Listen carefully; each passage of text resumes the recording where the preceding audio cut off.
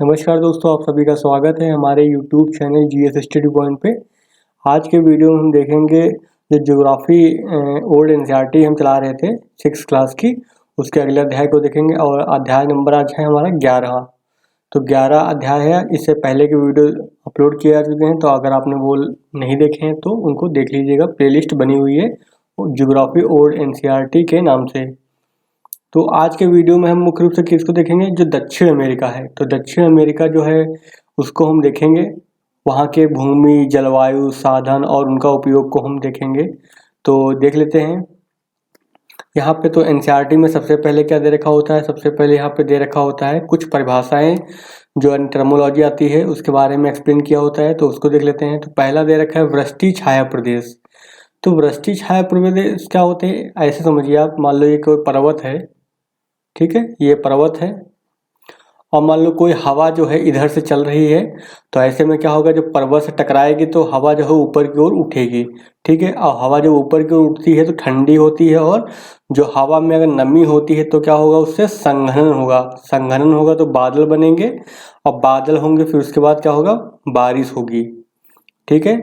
फिर क्या होता है, जब पर्वत की चोटी पे पहुंचेगा तो फिर हवा जो है दूसरी साइड उतरेगी नीचे की ओर, ठीक है। तो जब नीचे की ओर उतरेगी हवा तो क्या होगी, हवा कैसे होगी, गर्म होगी।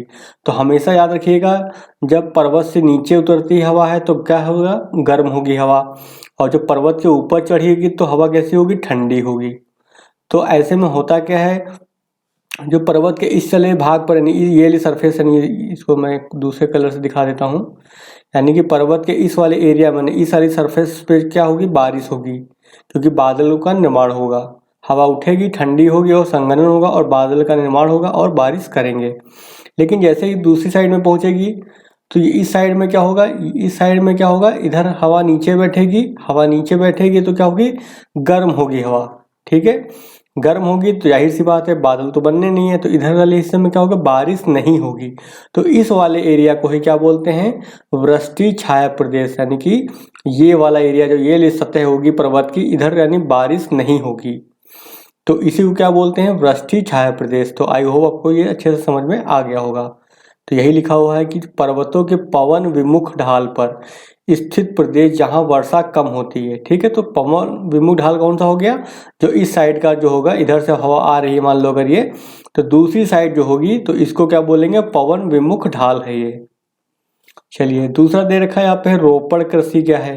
तो रोपड़ कृषि क्या होती है, वैज्ञानिक और व्यापारिक ढंग की कृषि जिसमें एक ही फसल उगाई जाती है। तो रोपड़ कृषि की अगर परिभाषा की बात करें तो इसमें क्या, वैज्ञानिक तरीके से खेती की जाती है और व्यापारिक ढंग से, यानी कि व्यापार करने के लिए खेती की जाती है। तो ऐसी कृषि को क्या बोलते हैं, रोपड़ कृषि, ठीक है। चलिए अब चैप्टर को शुरू करते हैं हम। तो यहाँ पे दक्षिण अमेरिका के बारे में पहले दे रखा है कि दक्षिण अमेरिका की आकार हुआ क्या है। तो दक्षिण अमेरिका जो है संसार का चौथा बड़ा महाद्वीप है। तो अगर हम विश्व के जो मानचित्र की अगर बात करते हैं तो दक्षिण अमेरिका कहाँ मिलेगा आपको। तो ये मान लो अगर ये आपका, ये ऐसे मैं रफली अगर मैप बनाता हूँ तो ये तो हो गया आपका क्या, उत्तरी अमेरिका हो गया, ठीक है। फिर यहाँ पे ऐसे, और फिर यहाँ पे मिलेगा आपको, ऐसे बना लेते हैं रफली मैप। ये है आपका क्या है, दक्षिणी अमेरिका। तो रफली मैप बना दिया मैंने एक ऐसे ओवरव्यू देखने के लिए। तो ये जो उत्तरी अमेरिका के जो दक्षिण में है उसको क्या बोलते हैं, दक्षिण अमेरिका। तो वही लिखा हुआ है, दक्षिण अमेरिका जो है संसार का चौथा बड़ा महाद्वीप है।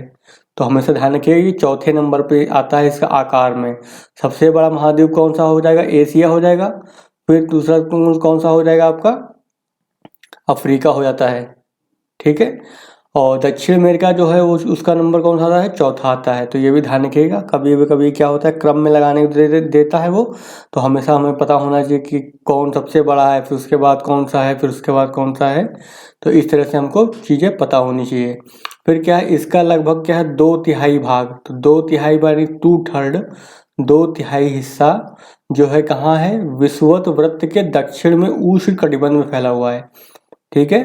तो दक्षिण में फैला हुआ है, तो ध्यान रखिएगा दक्षिणी गोलार्ध में है ये मुख्य रूप से।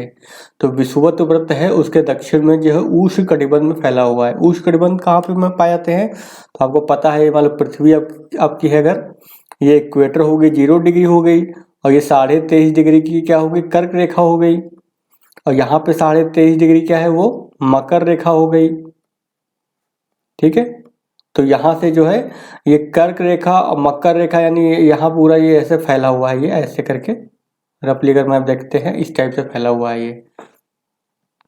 तो ये क्या है, गर्म, इसका अधिकतर जो क्षेत्र आप देखेंगे तो कहाँ पड़ेगा, वो गर्म भाग में पड़ेगा। तो 2/3 इसका जो हिस्सा है वो कहाँ मिलेगा आपको, उष्ण कटिबंधीय क्षेत्र में। और दक्षिणी गोलार्ध में, क्योंकि ये इक्वेटर हो गया आपकी, इक्वेटर होगी 0 डिग्री, और इसके नीचे का जो होगा क्या होगा, वो दक्षिणी गोलार्ध है, और इसके उत्तर का क्या होगा, वो उत्तरी गोलार्ध होता है। तो ये दक्षिणी गोलार्ध में मुख्य रूप से फैला हुआ है। कौन सा, दक्षिण अमेरिका।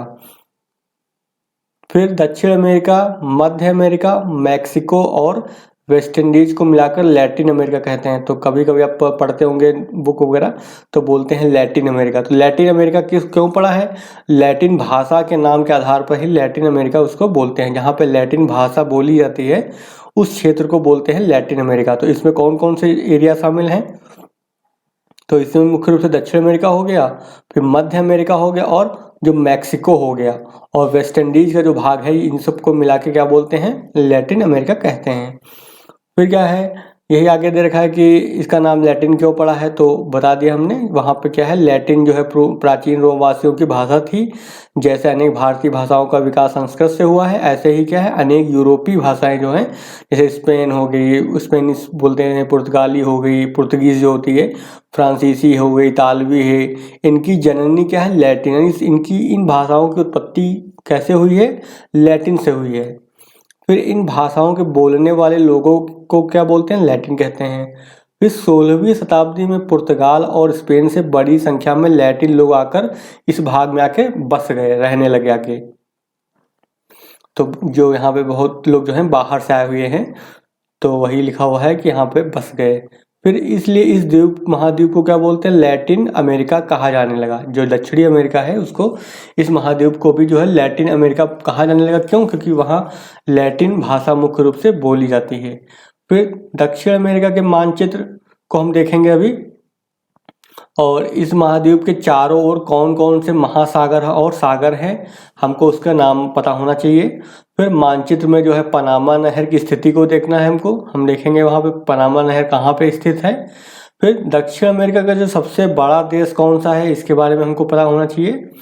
फिर 2 स्थल रुद्ध देशों के नाम बताइए, तो वहाँ पे हम देखेंगे स्थल रुद्ध देश कौन से होते हैं, यानी कि लैंड लॉक्ड, यानी कि चारों तरफ से जो है लॉक्ड होते हैं, किससे, जमीन से, तो उनको क्या बोलते हैं, लैंड लॉक्ड देश, या फिर हिंदी में बोलते हैं स्थल रुद्ध, या फिर स्थल आबद्ध भी बोलते हैं। तो हम पहले देखते हैं मैप को, तो चलिए मैप देख लेते हैं हम। तो मैप देखते हैं हम, ये रहा आपका दक्षिण अमेरिका का मैप। तो इसको तो छोटा कर देते हैं तो आपको आसानी से दिखाई देगा। अब देखिए ये मैप है पूरा, तो यहाँ पर आप देख रहे हैं ये पूरा, ये क्या हो गया आपका दक्षिण अमेरिका। अब यहाँ मैप में देखेंगे तो इसके पूरब में कौन सा आपको मिलेगा, तो यहाँ पे उत्तरी अटलांटिक महासागर मिलेगा, यहाँ पे दक्षिणी अटलांटिक महासागर मिलेगा, और इसके पश्चिम में क्या मिलेगा, प्रशांत महासागर मिलेगा, और इसके उत्तर की अगर बात करते हैं तो यहाँ पे क्या मिलेगा, कैरेबियन सागर मिलेगा। ठीक है, अब उसने पूछा था कि यहाँ पे जो पनामा नहर है वो कहाँ है, तो पनामा नहर को भी देख लेते हैं हम। तो पनामा नहर इसके ऊपर है, यहाँ पर, यहाँ से जो है पनामा नहर गुजरती है इस भाग से, जो क्या है उत्तरी अमेरिका, यहाँ का जो ये एरिया है, यहाँ पे उत्तरी अमेरिका जो ऊपर होगा, ऊपर क्या होगा, इसके ऊपर जो है ऐसे ऐसे ही तो होगा, ये ऐसे बना हुआ है ना, ऐसे, ये मान लो ऐसे बना हुआ है, ये ऐसे कर लो। तो यहाँ पे क्या है, यहाँ ये उत्तरी अमेरिका हो गया, ठीक है, ऊपर का क्या हो गया, उत्तरी अमेरिका हो गया, नीचे दक्षिणी अमेरिका है। इन दोनों को जोड़ती है यहाँ से एक नहर गुजरती है, उसको क्या बोलते हैं, पनामा नहर बोलते हैं। ठीक है, यहाँ कैरेबियन सागर हो गया आपका। फिर देख लीजिए, यहाँ पूछा था उसने कि सबसे बड़ा जो द्वीप, इस महाद्वीप का जो है देश कौन सा होगा, तो आपको आकार में दिख रहा होगा कि कौन सा देश हो सकता है। तो यहाँ पे देखिए छोटे छोटे देश हैं, जैसे वेनेजुएला हो गया, कोलंबिया हो गया, इक्वाडोर हो गया, पेरू हो गया, बोलाविया हो गया, पराग्वे हो गया, ठीक, अर्जेंटीना हो गया, चिली देश हो गया, उरुग्वे हो गया और ब्राज़ील हो गया, गुयाना हो गया। फिर यहाँ पे छोटे छोटे कुछ देश हैं यहाँ पर। तो आपने देखा यहाँ पे सबसे बड़ा देश कौन सा होगा, तो ब्राज़ील। तो अगर हम बात करते हैं दक्षिण अमेरिका का सबसे बड़ा देश जो कौन है, तो वो कौन सा होगा, ब्राज़ील होगा। फिर अब देखते हैं 0 डिग्री यानी कि जो विषुवत रेखा कहाँ से गुजरती है, तो दक्षिणी महाद्वीप है ये आपकी, यहाँ से होकर के गुजरती है विषुवत वृत्त, यानी कि 0 डिग्री जो है यहाँ से होकर निकलती है। और 23.5 डिग्री पे क्या है, मकर रेखा यहाँ पर, तो यहाँ से निकलती है कौन सी, मकर रेखा। यानी कि यहाँ से ले करके पूरा एरिया कैसा होगा, गर्म एरिया होगा, उष्ण कटिबंध होगा। और इसके दक्षिण में जो होगा एरिया वो कैसा होगा, वो ठंडा एरिया होगा। फिर यहाँ पे क्वेश्चन पूछा था कि कौन से देश हैं जो लैंड लॉक्ड हैं। तो आप यहाँ पे पहचानें कि कौन सा देश है जो चारों तरफ से भूमि से घिरा हुआ है, यानी कि उसकी कोई भी उस देश की जो है तटीय सीमा नहीं है। तो आप देखेंगे बोलाविया को देखते हैं अगर हम, तो बोलाविया जहाँ पे देखें तो इसकी बॉर्डर एरिया कहाँ, ये इससे जुड़ा हुआ, ये पूरा ये बॉर्डर बना हुआ है। तो हम देखते हैं कि इसकी जो है सीमा जो है किसी भी महासागर या सागर से नहीं जुड़ती है। तो ये कैसा हो गया, लैंड लॉक्ड हो गया, ठीक। फिर दूसरा देश देखते हैं तो पराग्वे यहाँ पर है, तो ये भी कैसा हो गया आपका, लैंड लॉक्ड। तो ये देश कैसे हो गया आपके यहाँ पे, लैंड लॉक्ड। चलिए हम पीछे की ओर फिर देखते हैं।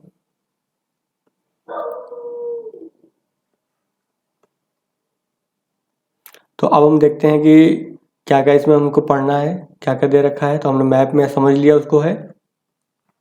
तो हमें यहाँ पे यहाँ पे मैंने लिख भी दिया है कि जो 2 लैंड लॉक्ड कंट्री यानी कि स्थल रुद्ध देश हैं उनके नाम पूछा है। तो अक्सर पूछा जाता है कि निम्नलिखित में से कौन सा जो है लैंड लॉक्ड कंट्री है, तो बोलीविया हो गया और पराग्वे हो गया। फिर भूमि की बात कर लेते हैं यहाँ पर है, तो दक्षिण अमेरिका को निम्नलिखित भौतिक विभागों में बांटा जा सकता है। कौन कौन से, पहला है पश्चिमी तटीय पट्टी यानी कि जो तटीय क्षेत्र होगा। फिर दूसरा क्या होगा, पश्चिमी पर्वतीय माला, क्योंकि जो यहाँ पर आपने देखा है यहाँ पर, तो यहाँ पर जो है कौन सी एक श्रृंखला पाई जाती है, उसका नाम क्या है, एंडीज पर्वत, ठीक है। यहाँ पे कौन सी श्रृंखला है, एंडीज पर्वत श्रृंखला है, जो विश्व की सबसे लंबी पर्वत श्रृंखला है। फिर यहाँ पे अगला क्या है, मध्यवर्ती मैदान है। और फिर उसके बाद चौथा कौन सा हो जाएगा, पूर्वी उच्च भूमि। तो कितने भागों में बांट सकते हैं, पहला भाग हमने बांटा पश्चिमी जो तटीय पट्टी होगी, यानी पश्चिमी जो ये क्षेत्र है उसका जो तटीय क्षेत्र होगा उसको। फिर पश्चिमी पर्वतमाला यानी कि पर्वतमाला यहाँ पे है वो, यानी कि एंडीज पर्वत। फिर उसके बाद मध्यवर्ती मैदान यानी इसके यहाँ पे जो बीच का एरिया है वो। और फिर इसके बाद क्या है, पर्वत जो पूर्वी क्षेत्र है वो क्या है, पठारी भाग यानी पूर्वी उच्च भूमि है ये। अभी बारी बारी से हम यहाँ पे डिटेल में सबको देखेंगे। तो हम देख लेते हैं पहले जो है पश्चिमी तटीय पट्टी। तो दक्षिण अमेरिका के जो है पश्चिमी भाग में प्रशांत महासागर के तट के साथ साथ निम्न भूमि की एक क्या संकरी पट्टी है। निम्न भूमि का मतलब जिसकी जो सागर तल से ऊंचाई है वो कम है। फिर यह उत्तर से लेकर दक्षिण की ओर फैली है और पर इसकी चौड़ाई में बहुत भिन्नता है, यानी कि कहीं पे जब बहुत ज़्यादा चौड़ी हो जाएगी, कहीं बहुत पतली यानी संकरी हो जाएगी। चलिए आगे देख लें, अगला क्या है आपका है पश्चिमी पर्वतमाला। तो मानचित्र में हमने आपको बता दिया है कि दक्षिण अमेरिका के जो पश्चिमी भाग में क्या है, पर्वतों की एक श्रृंखला पाई जाती है, बहुत ही विस्तृत। यहाँ पर अगर मैप में देखना है अगर, तो मैप में यहाँ पर अगर बनाते हैं तो क्या आ जाएगा, ये जो पश्चिमी पूरा ये क्षेत्र है, ये पूरा जैसे ये क्षेत्र है पूरा, तो ये क्या है, यहाँ पे पर्वतमाला पाई जाती है, पर्वत श्रेणी है जिसका नाम क्या है, एंडीज। और ये एक ये फैक्ट याद कर लीजिए, विश्व की जो सबसे लंबी जो है पर्वत श्रृंखला यही है। चलिए आगे देख लेते हैं इसके बारे में। आगे क्या लिखा हुआ है, और पहाड़ियों के यानी जो पर्वतमाला है जो पहाड़ियों के एक दीवार सी बनी रखी है, यानी ऊंचे जो पर्वत है तो दीवार सी बन जाती है। ये पर्वत क्या है, कैरेबियन सागर से लेकर सुदूर दक्षिणी छोर तक फैले हुए हैं। तो हमने बताया पूरे महाद्वीप पे ये फैला हुआ है। इन पर्वतों को क्या बोलते हैं, एंडीज कहते हैं। तो इनका नाम पता होना चाहिए, एंडीज है ये। और हिमालय के बाद एंडीज जो है श्रृंखला की संसार की दूसरी सबसे ऊंची पर्वतमाला है। तो ऊंचाई के मामले में जो है ये हिमालय के बाद दूसरे नंबर पे आती है। और ये कैसे हैं, ये नवीन वलित पर्वत हैं, ठीक है। तो ये नवीन वलित पर्वत हैं, ये भी आपको पता होना चाहिए। फिर पृथ्वी के इतिहास में इनका निर्माण कुछ समय पूर्व ही हुआ है, यानी कि नवीन वही होते हैं जो नए होते हैं, यानी कि बाद में जिनका निर्माण हुआ है। अतः ये कैसे हैं, नवीन हैं। फिर धरातल के नीचे पृथ्वी की आंतरिक शक्तियों के दो विपरीत दिशाओं से बल लगने के कारण धरातल में वलय यानी मोड़ पड़ गए, इसीलिए इन्हें वलित पर्वत कहते हैं। यानी कि एक यानी फोर्स इधर से लग रहा है, एक फोर्स इधर से लग रहा है, तो अगर इस तरह से अगर कोई फोर्स लगाते हैं दोनों तरफ से, तो ऐसे में क्या होगा, ऐसे से फोल्ड बन जाएंगे ना, फोल्ड, वलन, इनको बोलते हैं वलन। यानी कि और यही जो ऊंचे ऊंचे पर्वत बन जाते हैं इन्हीं को बोलते हैं वलित पर्वत। फिर लिखा है मानचित्र को देखकर बताओ कि एंडीज पर्वतमाला किन किन देशों में फैली है। तो हम देख लेंगे मानचित्र में कि एंडीज जो पर्वत श्रृंखला है वो कहाँ कहाँ फैली हुई है। तो ये रहा उसका मैप। तो यहाँ पे मैप में देख, इसको हम पूरा दिखा देते हैं आपको। ये देखिए यहाँ पे जो है एंडीज पर्वतमाला को श्रृंखला को देखनी है तो यहाँ से स्टार्ट होती है, ये कैरेबियन सागर हो गया, ठीक है। तो कैरेबियन सागर के तट से लेकर के पूरा ये पूरा जो क्षेत्र है क्या है, पूरा यहाँ से नीचे तक पूरा जो है वो एंडीज पर्वत श्रृंखला है। तो यहाँ पर देख सकते हो, यहाँ पे जो देश होंगे वहीं पर तो ये फैला होगा मुख्य रूप से। तो यहाँ के जो मुख्य देश हैं यहाँ आप मैप में देखिए, निहारिएगा उनको, तो आपको पता चलेगा कि चिली हो गया, अर्जेंटीना हो गया, और साथ में यहाँ पे जो इक्वाडोर हो गया, और इन सब देशों में जो है मुख्य रूप से फैला हुआ है, ठीक है। चलिए आगे देख लेते हैं। फिर आगे क्या दे रखा है, आगे ये दे रखा है कि जो एंडीज पर्वतमाला की जो है 3 मुख्य श्रेणियां हैं, ठीक है। तो इसकी जो 3 मुख्य श्रेणियां हैं कौन कौन सी हैं, वही लिखा हुआ है यहाँ पे। पूर्व की ओर फैली 2 पर्वत श्रेणियां बहुत ऊंची हैं। जो पूर्व की ओर फैली हुई हैं वो बहुत ही ऊंची हैं। ये दोनों श्रेणियां क्या हैं, कुछ स्थानों पर एक दूसरे से निकट आ जाती हैं, यानी कि एक दूसरे के पास भी आ जाती हैं और फिर अलग हो जाती हैं। फिर इनके मध्य में ऊंचे पठार हैं, यानी कि दोनों जो पर्वत श्रृंखलाएं हैं उनके बीच में क्या ऊंचे ऊंचे पठार हैं। बोलाविया का पठार इसी प्रकार का है, ठीक है। और बोलाविया एक देश है, तो वो बोलाविया के पठार पे फैला हुआ देश है। टिटिकाका झील दक्षिण अमेरिका की बड़ी झीलों में से एक है। तो एक फैक्ट आप ये भी लिख लीजिए कि दक्षिण अमेरिका की सबसे बड़ी झील कौन सी है, टिटिकाका झील, और यह इसी पठार पर स्थित है। यानी जो बोलाविया का पठार है तो वहीं पर है। तो कभी भी पूछा जाए कि टिटिकाका झील कहाँ है, किस देश में है, तो बोलाविया देश में स्थित है। फिर एंडीज के कई ऊंचे शिखर हैं, कुछ तो इतने ऊंचे हैं कि विषुवत वृत्त के निकट होते हुए भी साल भर इन पर बर्फ जमी रहती है। देखिए अब जैसे आपको पता है विषुवत वृत्त जो होता है, मान लो पृथ्वी पे 0 डिग्री है, तो यहाँ की खास बात क्या है, यहाँ पे वर्ष भर जो है सूर्य की किरणें जो है लंबवत पड़ती हैं, जिसकी वजह से क्या होती है, यहाँ पे बहुत ही गर्मी होती है। लेकिन हमको ये भी पता है कि जैसे जैसे हम ऊंचाई पे जाते हैं तो तापमान में क्या आती है, कमी आती है, यानी गिरावट आती है। कितनी आती है, 165 मीटर ऊंचाई पे जाने पर 1 डिग्री सेंटीग्रेड तापमान में कमी आ जाएगी। मान लो कि सरफेस पे तापमान 25 डिग्री है, ठीक है, सरफेस सतह पे जो है अगर हम 165 मीटर की ऊंचाई पे जाते हैं तो ऊपर तापमान कितना गिर के हो जाएगा, 24 डिग्री हो जाएगा। तो आप समझ गए होंगे जैसे जैसे बढ़ते जाएंगे ऊंचाई में तो तापमान में कमी आ जाएगी। तो जब ऊंचे ऊंचे बहुत ही ऊंचे ऊंचे हजारों किलोमीटर ऊंचे ऊंचे जो पर्वत होंगे तो वहाँ पे ऊंचाई पे जैसे जैसे जाएंगे तो तापमान में क्या हो जाएगी, कमी आ जाएगी। इसीलिए क्या है, बहुत ही ऊंचाई पे जाने पर यहाँ पे क्या हो जाएगी, बर्फ पाई जाएगी, यहाँ पे बर्फ जमी हुई मिलेगी आपको। फिर अकांकागुआ जो है एंडीज का सबसे ऊंचा शिखर है। तो एक फैक्ट आप ये नोट कर लीजिए कि एंडीज की सबसे ऊंची जो है चोटी कौन सी है, तो अकांकागुआ, ठीक है। यह समुद्र तल से कितनी ऊंची है, 7021, ठीक है, 7021 मीटर ऊंची है। तो इसका ये याद करने की जरूरत नहीं, बस आप याद कर लीजिए कि एंडीज पर्वत की सबसे ऊंची शिखर कौन है, अकांकागुआ। फिर आगे क्या है, एंडीज पर्वतमाला में जो क्या है अनेक ज्वालामुखी शिखर हैं। तो यहाँ इन क्षेत्रों में क्या है, ज्वालामुखी भी पाए जाते हैं। आगे हम पढ़ाएंगे जो 11वीं क्लास की एनसीईआरटी, तो वहाँ पे बताएंगे भी कि ज्वालामुखी बनते कैसे हैं, कहाँ पे पाए जाते हैं। तो वहाँ पे जो हम प्लेट टेक्टोनिक थ्योरी को पढ़ेंगे तो वहाँ पे आप बताया जाएगा।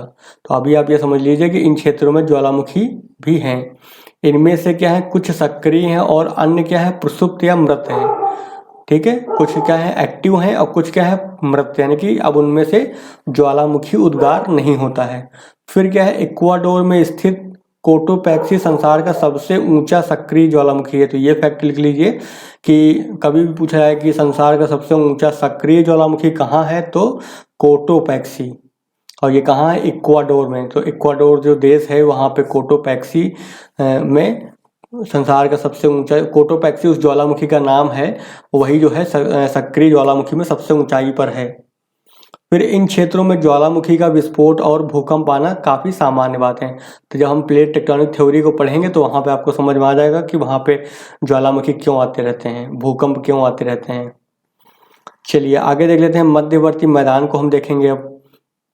तो मध्यवर्ती अगर मैदान की बात करते हैं तो अब मध्यवर्ती मैदान यानी बीच में होंगे, तो एक साइड में क्या है, पठार हो गया, एक साइड में पर्वत हो गया, अब इनके बीच में का एरिया क्या हो जाएगा, मैदान हो जाएगा। ऐसे मैदान बनते कैसे हैं, इधर की नदियाँ जो होंगी बह करके इधर जाएंगी, इधर की नदियाँ बह करके इधर जाएंगी, और अपने साथ जो मिट्टी लेकर के आएंगी तो क्या करेंगी, वो यहाँ पे निक्षेपित कर देंगी, और जब मिट्टी को यहाँ पे डिपॉजिट कर देंगे, निक्षेपित कर देंगी, तो मैदान बन जाते हैं। फिर ये मैदान एंडीज पर्वत और पूर्वी उच्च भूमि के बीच फैले हैं। तो यानी इधर क्या है, पूर्वी उच्च भूमि हो गई है, और इधर क्या है, एंडीज हो गया, इनके बीच में है। इन मध्यवर्ती मैदानों का अधिकतर भाग जो है ओरोनोको, तो ओरिनोको, अमेजन, प्लाटा नदियों की द्रोणियों से बना हुआ है। तो आपको यहाँ से एक फैक्ट मिल गया कि ओरिनोको, अमेजन और प्लाटा नदियाँ कहाँ मिलती हैं, ये कहाँ पाई जाएंगी, आपके जो दक्षिणी महाद्वीप है, दक्षिणी अमेरिका महाद्वीप है, वहाँ पर जो है मुख्य रूप से ये नदियाँ मिलती हैं। अमेजन का नाम सुना ही होगा आपने पहले से, लेकिन ये आपके लिए नया होगा नाम, ओरिनोको और प्लाटा नदी, तो ये भी जो है इसी क्षेत्र में पाई जाती हैं, बहती हैं। पराना है, पराग्वे है, उरुग्वे और उनकी सहायक नदियों के सम्मिलित तंत्र को प्लाटा कहते हैं। अब प्लाटा क्या है, प्लाटा एक मतलब बहुत सारी नदियां हैं, उनके समूह को बोलते हैं, यानी उनसे मिल करके जो है प्लाटा का निर्माण होता है। फिर देखिए अमेजन क्या है, संसार की सबसे बड़ी नदी है। तो यहाँ से एक फैक्ट मिल गया हमको कि अगर पूछा जाए कि विश्व की सबसे बड़ी नदी, यहाँ पे आकार की बात हो रही है, यानी कि उसके जो कैचमेंट एरिया है, जो अपवाह तंत्र है, उसके आधार पे हो रही है, लंबाई की बात नहीं हो रही है। अगर लंबाई की बात करेंगे तो नील नदी हो जाएगी, ठीक है। अगर आपसे कोई क्वेश्चन पूछे कि संसार की सबसे लंबी नदी कौन सी है, तो नील नदी हो गई। लेकिन अगर पूछे कि संसार की सबसे बड़ी नदी कौन सी है, तो अमेजन नदी हो गया। इसका मतलब ये है, मान लो अमेजन नदी है ये, और उसका कैचमेंट एरिया का मतलब कहाँ कहाँ से पानी ले रही है वो नदी, तो उसको बोलते हैं। तो ये इस मामले में बहुत बड़ी है, उसका यानी आकार बहुत बड़ा है, बहुत दूर दूर तक का पानी इसमें आकर के मिलता है, ऐसे गिरता है, इसलिए इसको बोलते हैं अपवाह तंत्र। तो अपवाह तंत्र के आकार के आधार पर जो है अमेजन संसार की सबसे बड़ी नदी है। फिर क्या है, यह नदी जो है संसार की सभी नदियों से अधिक जल बहाकर ले जाती है। अब बड़ा कैचमेंट एरिया है, तो इसके अंदर जो पानी की मात्रा है सबसे अधिक है। अमेजन एंडीज से निकलती है, तो हमको ये भी पता होना चाहिए फैक्ट कि अमेजन कहाँ से निकलती है, तो एंडीज से निकलती है। तो आप ये सारे फैक्ट जो मैं बता रहा हूँ लिखते जाइएगा, दोबारा पढ़ने का मौका नहीं मिलेगा एनसीईआरटी को। तो क्या है, एक बार ही आप सारा फैक्ट लिख लें साथ साथ, फिर क्या होगा, आपको दोबारा आपको एनसीईआरटी पढ़ने की जरूरत नहीं है, क्योंकि इतना टाइम भी नहीं होता है। फिर क्या है, ब्राज़ील को क्या है पार कर यह नदी अटलांटिक महासागर में गिर जाती है। तो कभी भी क्वेश्चन पूछा जाए कि अमेजन जो है नदी कहाँ गिरती है, तो अटलांटिक महासागर में गिरती है। तो इस फैक्ट को भी लिख लीजिएगा आप। यहाँ पे ये भी दे रखा है कि अमेजन नदी है, उसकी लंबाई कितनी है, तो 6280 किलोमीटर है, तो याद करने की जरूरत नहीं है इसकी। अगला दे रखा है कि पूर्वी उच्च भूमि की बात करेंगे हम।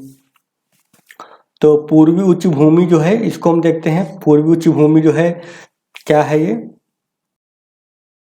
तो पूर्वी उच्च भूमि में जो है गयाना, जो गयाना देश एक है, ठीक है, और तथा गयाना हो गया आपका, और तथा पूर्वी तट के साथ फैले ब्राज़ील के पठार आते हैं।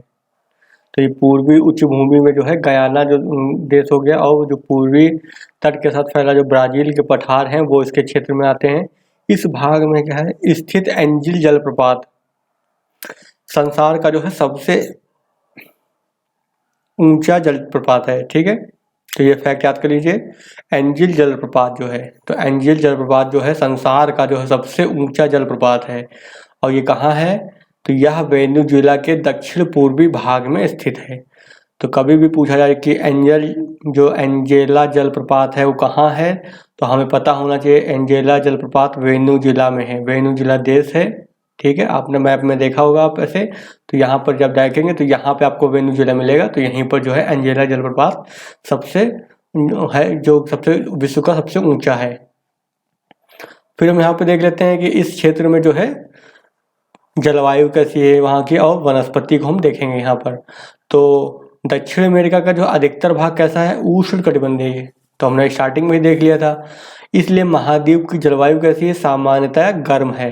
अमेजन नदी की जो द्रोणी है वो विषुवत वृत्त के निकट स्थित है। अतः यहाँ की जलवायु क्या है, विषुवतीय है, यानी कि 0 डिग्री होके गुजरती है वहाँ से, तो वहाँ की जलवायु कैसी है, उष्णकटिबंधीय है। ठीक है, और जलवायु इसलिए बोलते हैं विषुवतीय जलवायु है। विषुवतीय जलवायु की खास बात क्या होती है, वर्ष भर वहाँ पे वर्षा होती है। यह जलवायु क्या है, सारे साल उष्ण तथा आर्द्र रहती है। तो विषुवतीय जलवायु की अगर कोई पूछे आपसे कि गुण क्या होता है उसका, तो उष्ण, पहली बात तो क्या होगी, उष्ण होगी, और दूसरी बात क्या होगी, आर्द्र होगी, यानी वर्ष भर वर्षा होती है। इसलिए यहाँ विषुवतीय वर्षा वन पाए जाएंगे। अब ज़्यादा वर्षा होगी और गर्मी भी हो रही है, तो यहाँ पे वन कैसे मिलेंगे, विषुवतीय वर्षा वन पाए जाते हैं। इन वनों का स्थानीय नाम क्या है, सेल्वास। तो कभी भी अगर आपसे पूछा जाए कि सेल्वास क्या है, तो वहाँ के जो विषुवतीय वर्षा वन है उनको ही क्या बोलते हैं स्थानीय भाषा में, सेल्वास। तो ये फैक्ट है, ये इसको लिख लीजिएगा। फिर अमेजन वनों के उत्तर और दक्षिण में क्या है, सवाना प्रकार की जलवायु है। तो जो अमेजन का क्षेत्र हो गया, उसके उत्तर में और उसके दक्षिण में जो है घास के मैदान पाए जाएंगे, क्योंकि यहाँ पे बारिश की कम होती है थोड़ी, तो जिसकी वजह से क्या होगा, यहाँ पे पेड़ों की जगह क्या उगेगी, घास उगेगी। तो वही लिखा, अमेजन वनों के उत्तर और दक्षिण में सवाना प्रकार के जलवायु कटिबंध हैं, और ये घास भूमि प्रदेश है। और उत्तर में क्या है, ओरिनोको नदी द्रोणी में इन घास के प्रदेशों को स्थानीय नाम क्या है, लानोस। तो उत्तर में क्या इसको बोलते हैं, उत्तरी क्षेत्र में जो है घास के मैदान को क्या बोलेंगे, लानोस बोलेंगे। ठीक है, और दक्षिण में ब्राज़ील के मध्यवर्ती भाग में इन्हें क्या बोलते हैं, कैंपोस बोलेंगे। ठीक है, तो ये भी फैक्ट है, ये भी याद कर लीजिए आप।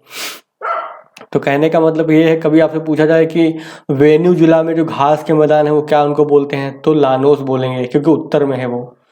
ठीक है, यानी ओरिनोको नदी जो है उसके उत्तर के क्षेत्र को क्या बोलेंगे, लानोस घास के मैदान है, और उसके दक्षिण के क्षेत्र को क्या बोलेंगे, कैंपोस। यही कहाँ मिलेगा, मुख्य रूप से जो ब्राज़ील का क्षेत्र है। तो ब्राज़ील का जो क्षेत्र है वहाँ उसको क्या बोलते हैं, कैंपोस। फिर इस प्रदेश में साल के कुछ महीने सूखे रहते हैं, और वर्षा मुख्य रूप से कब होती है, ग्रीष्म ऋतु में होती है। तो ये हो गया आपके किसके गुण, घास के मैदानों के बात होगी हमारे यहाँ पर। अब आगे देखिए, आगे ये देखा है कि उत्तरी अर्जेंटीना की बात कर रहा है। तो जो उत्तरी अर्जेंटीना का क्षेत्र है वहाँ पर जो है उत्तरी अर्जेंटीना और साथ में जो पश्चिमी पराग्वे का क्षेत्र है के निम्न भूमि प्रदेशों में, यानी जो लो लेइंग एरिया है, वहाँ पे वर्षा जो है ग्रीष्म ऋतु में होती है, और शीत ऋतु क्या रहेगा, सूखा रहता है। यहाँ वर्षा बहुत अधिक होती है। यह प्रदेश जो है घने वनों और घास से ढका हुआ है। स्थानीय लोग इस प्रदेश को क्या बोलते हैं, ग्रान चाको। तो ये भी आप फैक्ट याद कर लीजिए कि ग्रान चाको का क्षेत्र कहाँ मिलेगा आपको, तो उत्तरी जो अर्जेंटीना हो गया और पश्चिमी पराग्वे के जो क्षेत्र हो गए, वहाँ पे ज़्यादा वर्षा होती है, जिसकी वजह से वहाँ पे जो घने वन पाए जाते हैं, घने वन भी हैं और साथ में घास भी पाई जाती है, तो उसको क्या बोलते हैं स्थानीय भाषा में, ग्रान चाको।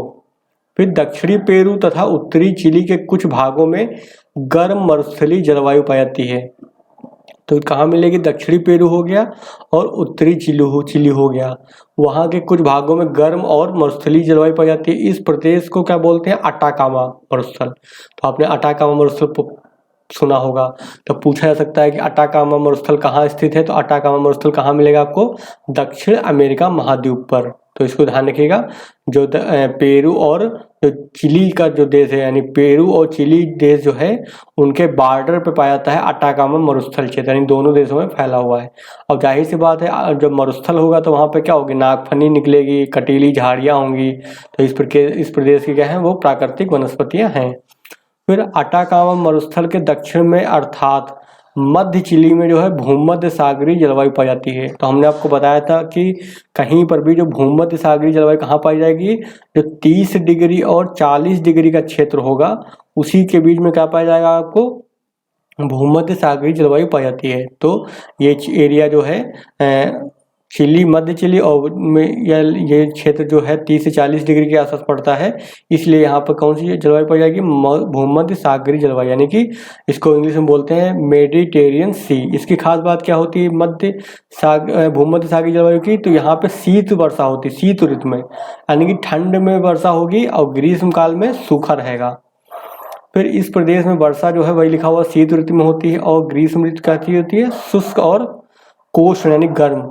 यहाँ क्या होता है, सदाबहार वृक्ष होते हैं। तो यहाँ पर कैसे मिलेंगे, पेड़ कैसे पाए जाते हैं, यहाँ पर सदाबहार वृक्ष जो है मुख्य रूप से यहाँ पे पाए जाते हैं। तो यहाँ पे मैप में दे रखा है, यहाँ पे वर्षा को दिखाया गया है कि कहाँ पे अधिक वर्षा हो रही है, ठीक है। और यहाँ पे जो है वनों को दिखाया गया है इस मैप में कि कहाँ पे किस टाइप के वन पाए जा रहे हैं। तो वर्षा की बात कर लेते हैं, तो सबसे अधिक वर्षा कहाँ होती है, तो दिखा रहा है जहाँ पे चौखाने बने हुए हैं, ये चौखाने टाइप के, जैसे ये वाला एरिया हो गया, तो वहाँ पे सबसे अधिक वर्षा होती है। यहाँ पर भी कुछ एरिया है वहाँ पे वर्षा होती है, फिर ऐसे जो है वर्षा कम होती जा रही है।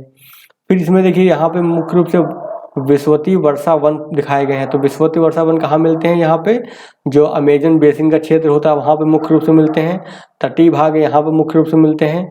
और यहाँ पे पूरा दिखाया गया कि कौन से वन जो है कहाँ कहाँ पे मिलते हैं। अब भूमध्य सागरीय वनस्पति हमने भी देखा कहाँ मिलेगी, तो ये कहाँ मिलता है, 30 से 40 डिग्री के बीच में, 30 यहाँ है, 40 यहाँ है, तो इनके बीच में यहाँ पे ये एरिया जो है, यहाँ पे कौन सी वनस्पति पाई जाती है, भूमध्य सागरीय वनस्पति पाई जाती है।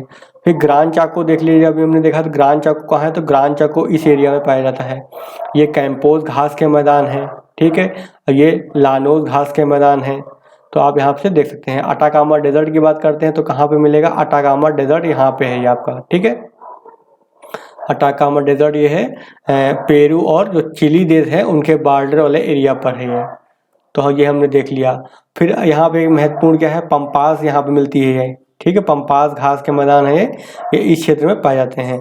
फिर जो पैटागोनिया का पठार है वो कहाँ मिलता है, सबसे दक्षिण में, अर्जेंटीना है ना, ये पूरा ये अर्जेंटीना का क्षेत्र है। तो अर्जेंटीना में जो है पैटागोनिया का पठार यानी ये ऊंचाई का क्षेत्र है, ऊंची भूमि है ये। तो अक्सर पूछा जाता है कि पैटागोनिया का पठार कहाँ है, तो दक्षिण अमेरिका के दक्षिण में। चलिए आगे देख लेते हैं। आगे देखिए,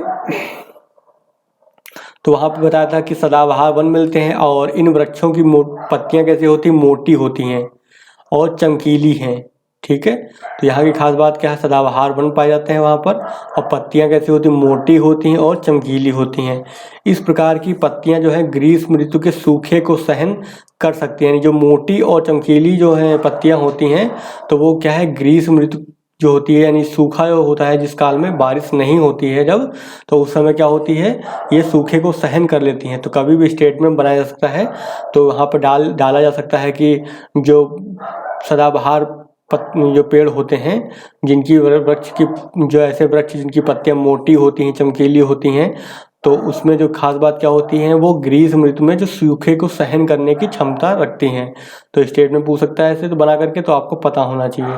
फिर ओक हो गया, अखरोट हो गया, चेस्टनट हो गया, अंजीर हो गया के पेड़ इस प्रदेश में सामान्य वृक्ष हैं। यानी कि ये जो हमने अभी जो वृक्ष देखे हैं वो कौन से देखे हैं हमने, जो भूमध्य सागरीय जो यहाँ का क्षेत्र है, ये वाले एरिया में जो उगते हैं पेड़ इस क्षेत्र में, यानी 30 से 40 डिग्री में ये उगते हैं ये पेड़, इनकी बात हो रही है। तो यहाँ पर ही मुख्य रूप से ओक हो गया, अखरोट हो गया, चेस्टनट हो गया, अंजीर है, यहाँ पे उगते हैं। और यहाँ पे वर्षा कब होती है, ठंडे में, यानी कि शीतकाल में वर्षा होगी, और ग्रीष्म काल कैसा रहेगा, शुष्क रहेगा, यानी कि वर्षा नहीं होगी उस टाइम पर। चलिए आगे देख लेते हैं। आगे दे रखा है कि महाद्वीप के सुदूर दक्षिण यानी कि सबसे साउथ में दक्षिणी चिली, अर्थात दक्षिणी चिली में महासागरीय जलवायु बहती है। तो जाहिर सी बात है, जहाँ पर महासागर का प्रभाव रहेगा वहाँ पर कैसी जलवायु होगी, महासागरीय जलवायु। तो यहाँ क्या है, यहाँ वर्षा क्या होगी, साल भर होती है, क्योंकि महासागर है, तो महासागरों से चलने वाली पवनें जो हैं आर्द्रता लेकर के आती हैं और वर्ष भर वर्षा करती हैं। यह प्रदेश जो है शीतोष्ण कटिबंध में, यानी कि ठंडा भी है और गर्म भी है, अतः यहाँ की जलवायु कैसी, शीतल है, ठीक है। इस प्रकार की क्या है, जलवायु सामान्यतया शीतोष्ण कटिबंध में महाद्वीपों के पश्चिमी तटीय प्रदेश में पाई जाती हैं, ठीक है, पश्चिमी तटीय प्रदेशों में पाई जाएंगी। इस प्रदेश में क्या है, शीतोष्ण मिश्रित वन पाए जाते हैं। तो इस क्षेत्र में जो वन होंगे कैसे होंगे, वो मिश्रित होंगे, चीड़ और बीज। तो यहाँ पे चीड़ एक हो गया लकड़ी पेड़ होता है चीड़, और दूसरा लकड़ी कौन सी होती है, पेड़ होता है बीच का पेड़। ठीक है, इन वनों के मुख्य वृक्ष हैं। तो ये कहाँ होते हैं, जो दक्षिणी क्षेत्र है चिली का, दक्षिणी चिली इसको बोलते हैं। ठीक है, फिर आगे देख लेते हैं, दक्षिणी ब्राज़ील की उष्णकटिबंधीय घास भूमियों के दक्षिण में शीतोष्ण घास भूमि का प्रदेश है। यानी जो अभी हमने देखा था पेटागोनिया का पठार, तो उस वाले एरिया की बात हो रही है। वहाँ पे कैसी भूमि है, वहाँ पे घास कैसी पाई जाएगी, शीतोष्ण यानी कि ठंडा प्रदेश है वो, तो ठंडे प्रदेशों में होने वाली घास पाई जाती है वहाँ पर। इस प्रदेश की जलवायु कैसी है, कोष्ण यानी कि ठंडी और गर्म दोनों मिला के जो होती है। यहाँ वर्षा जो है साल भर होती है, परंतु शीत ऋतु की अपेक्षा ग्रीष्म ऋतु में कुछ अधिक वर्षा होती है। फिर अर्जेंटीना के मध्य भाग में इन घास भूमियों को क्या बोलते हैं, पंपास। तो अभी हमने मैप में देखा था कि पंपास कहाँ है। फिर पंपास से जो है दक्षिण एंडीज पर्वतमाला के पूर्वी भाग में पैटागोनिया का मरुस्थल फैला हुआ है। तो ये पैटागोनिया का जो पठार है वो कैसा है, मरुस्थल है, ध्यान रखिएगा। तो यहाँ पर देख लीजिए एक बार, फिर से देख लेते हैं मैप में हम इसको। तो ये हमने अभी देखा था, जो ये पंपास का एरिया जो है, ये पंपास का एरिया हो गया। ठीक है, यहाँ पे वर्षा जो है वर्ष भर होती है। शीतकाल में वर्षा कम होती है, लेकिन ग्रीष्म काल में वर्षा अधिक होती है। फिर उसके जो दक्षिण में जाएंगे तो पैटागोनिया का पठार मिलेगा। ये क्या है, डेजर्ट एरिया है, मरुस्थलीय क्षेत्र है और ठंडा मरुस्थल है।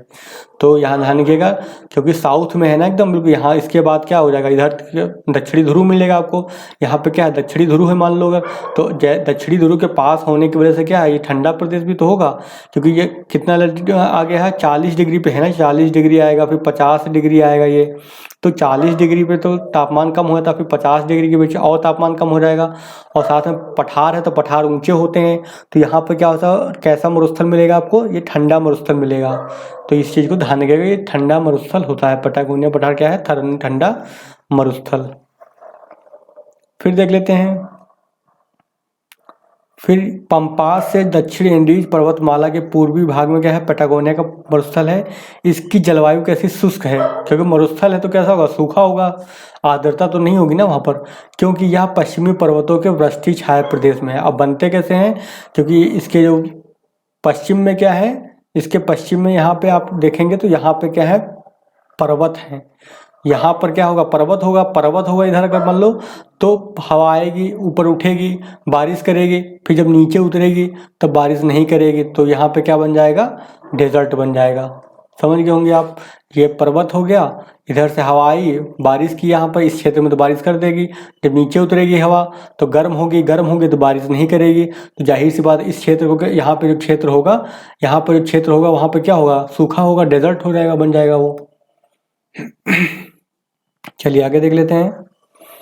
अब देख लेते हैं साधन और उनका उपयोग। यहाँ पे क्या क्या साधन है, मतलब किस प्रकार की वनस्पति होती है, ये सब देखेंगे हम। तो संसाधन की बात कर लेते हैं। तो दक्षिण अमेरिका जो है विभिन्न प्रकार के जो है प्राकृतिक साधनों में क्या बहुत ही संपन्न देश है। ठीक है, तो यहाँ पे संसाधनों की क्या है, प्रचुरता है।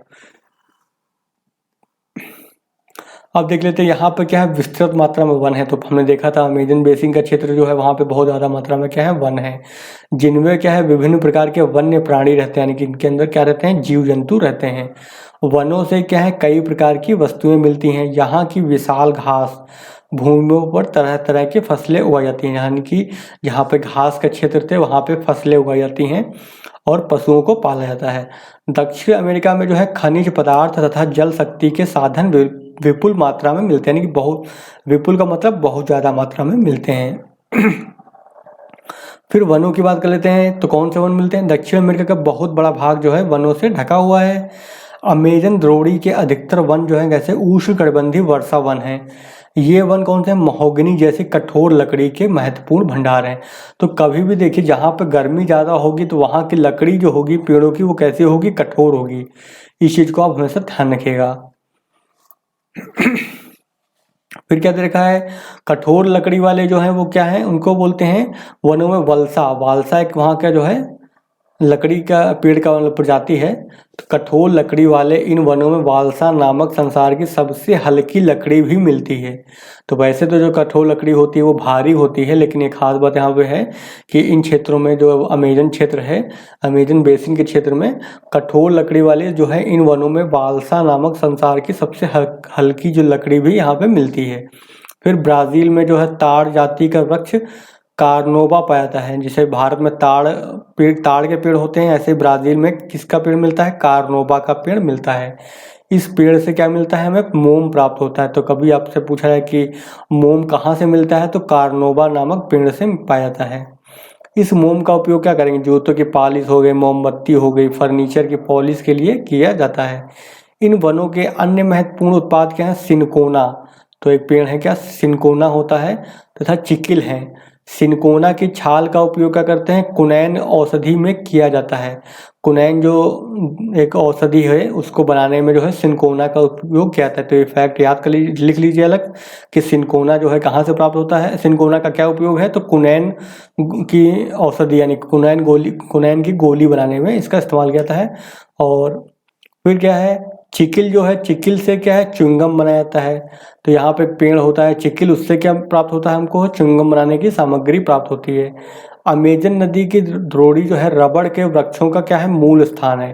तो कभी आपसे पूछा है कि जो रबड़ के पेड़ है वो उनका मूल स्थान कहाँ है? तो कहाँ है? दक्षिण अमेरिका है। लेकिन अब संसार में दूसरे भागों में भी, जैसे मलेशिया में रबड़ के बड़े बड़े बाग लगाए गए हैं, लेकिन उसकी उत्पत्ति कहाँ हुई थी? रबड़ का पेड़ का यानी कि मूल स्थान कहाँ है जहाँ पे वो जन्मा था? तो वो कहाँ जन्मा था? दक्षिण अमेरिका में ही जन्मा हुआ है पेड़। रबड़ के इन बागानों से प्राप्त सस्ती रबड़ की तुलना में अमेजन की रबड़ महंगी पड़ती है, क्योंकि वहाँ पे जो है व्यापारिक पैमाने पे जो है खेती की जाती है, मलेशिया और इंडोनेशिया वगैरह देशों में। इसके लिए इसकी वजह से क्या है, वहाँ पे सस्ती मिलती है रबड़, जो सस्ती पड़ती है वो। फिर क्या है, इसलिए विश्व के बाज़ारों में यहाँ के रबड़ की मांग क्या है? घट गई है। यानी जो अमेजन क्षेत्र में जो रबड़ की पहले मांग अधिक थी, अब वो क्या हो गई है? कम हो गई, क्योंकि अन्य देश जो हैं इसका व्यापारिक उत्पादन करने लगे हैं, उसके बड़े बड़े बागानों को लगाने लगे हैं। फिर क्या है, अनेक कठिनाइयों के कारण यहाँ के जो वर्षा वनों का अधिक उपयोग नहीं हो पाया है। इन वनों में क्या है, एक छोटे से क्षेत्र में अनेक प्रकार के वृक्ष मिलते हैं। तो ये जो यहाँ के वन पाए जाते हैं उनका दोहन नहीं हो पाया, यानी उनका बहुत ज़्यादा इस्तेमाल नहीं हो पाया है। उसका कारण क्या है? यहाँ के जो वन है उनमें क्या है, मिश्रित प्रकार के वन है, मिश्रित वन, यानी कि एक ही टाइप के पेड़ ना होकर के अलग अलग टाइप के पेड़ होते हैं, जिसकी वजह से उनका दोहन करना आसान नहीं होता है। अतः एक समय में एक प्रकार के पेड़ों को छांटना और उन्हें काटना क्या पड़ता है? महंगा पड़ता है। फिर इसके अलावा ये वन जो है बहुत घने हैं और यातायात के साधनों की क्या है? कमी के कारण दुर्गम है। इन वनों में रेल मार्गों और सड़कों का क्या है? विकास जो है इतना अधिक नहीं हो पाया है। तो अब ऐसे में क्या होता है, वहाँ पहुँचना मुश्किल होता है। तो इसीलिए उनका जो निर्माण करना और देखभाल करना क्या है, उनकी इन रेल मार्गों और सड़कों का बहुत ही कठिन है। फिर येरबा जो है, येरबा पूर्वी उच्च भूमि का मुख्य वृक्ष है। तो ये येरबा जो है एक पेड़ की प्रजाति है जो पूर्वी उच्च भूमि है वहाँ पे जो है मुख्य रूप से पाया जाता है। इसकी पत्तियों को क्या है, चाय की पत्तियों के समान ही पानी में उबाला जाता है। फिर क्या है, क्वेब्रेको, तो क्वेब्रेको ग्रांड चाको के वनों का प्रमुख पेड़ है। इस पेड़ का नाम का अर्थ है कुल्हाड़ी तोड़ने वाला, यानी इतनी कड़ी उसकी लकड़ी होती है कि कुल्हाड़ी ही टूट जाती है, यानी कि बहुत ही कठोर लकड़ी पाई जाती है। ये जो इस पेड़ का नाम ही इसलिए उसका डाल दिया गया है, क्या नाम डाल दिया गया है? क्वेब्रेको। ये कहाँ पाया जाता है? ग्रांड चाको, हमने देखा था ग्रांड चाको के वन, तो वहीं पे ये पाया जाता है। इसकी लकड़ी कठोर होती है, वही लिखा हुआ है। फिर इस वृक्ष से टैनिक अम्ल निकाला जाता है। तो इससे क्या पाया जाता है? टैनिक अम्ल होता है, जिसका इस्तेमाल हम क्या करते हैं, जिसका उपयोग चमड़ा कमाने में होता है, यानी चमड़े में इसका काम पड़ता है, यानी कि चमड़े के शोधन में, चमड़े को साफ करने में जो है इस अम्ल का इस्तेमाल, टैनिक अम्ल का इस्तेमाल किया जाता है। फिर क्या है, एंडीज पर्वतों के पूर्वी ढलानों के वनों को मोटाना कहते हैं। तो कभी भी पूछा जा सकता है कि मोटाना कहाँ की मोटाना क्या है, तो जो एंडीज पर्वत के पूर्वी ढालों पर जो वन पाए जाते हैं उनको बोलते हैं मोंटाना। इनसे क्या है, कीमती मुलायम लकड़ी मिलती है। यानी कि ये मोंटाना जो होते हैं कैसे होते हैं, मुलायम लकड़ी वाले पेड़ होते हैं। चलिए आगे देख लेते हैं। अब देख लेते हैं वन्य प्राणी, यानी कि इसके अंदर जो जीव जंतु रहते हैं वो कौन कौन से जो हैं रहते हैं। तो वन्य प्राणी की बात करते हैं अगर हैं तो दक्षिण अमेरिका, विशेषतः अमेजन नदी की द्रोणी में विविध प्रकार के वन्य प्राणी बहुत बड़ी संख्या में रहते हैं। यहाँ लगभग 1500 जातियों के रंग बिरंगे पक्षी पाए जाते हैं। तो मुख्य रूप से जो पक्षी इस महाद्वीप पे बहुत अधिक मात्रा में पाए जाते हैं। कैंडोर संसार का सबसे बड़ा शिकारी पक्षी है। तो अगर पूछा है कि संसार का सबसे बड़ा शिकारी पक्षी कौन है तो कैंडोर हो जाएगा, ये फैक्ट है। फिर रिया क्या है, रिया ना उड़ सकने वाली पक्षी है। तो ये भी याद रखिए कि रिया जो एक पक्षी का नाम है जो उड़ नहीं सकती है। फिर यह हमें दक्षिण अफ्रीका के शुतुरमुर्ग या ऑस्ट्रेलिया के एमू पक्षी की याद दिलाता है। जैसे कि आपने पढ़ा होगा दक्षिण अफ्रीका जो है, दक्षिण अफ्रीका में जो है एक शुतुरमुर्ग पाया जाता है कालाहारी डेजर्ट में, ठीक है। शुतुरमुर्ग कहाँ रहते हैं, कालाहारी मरुस्थल में।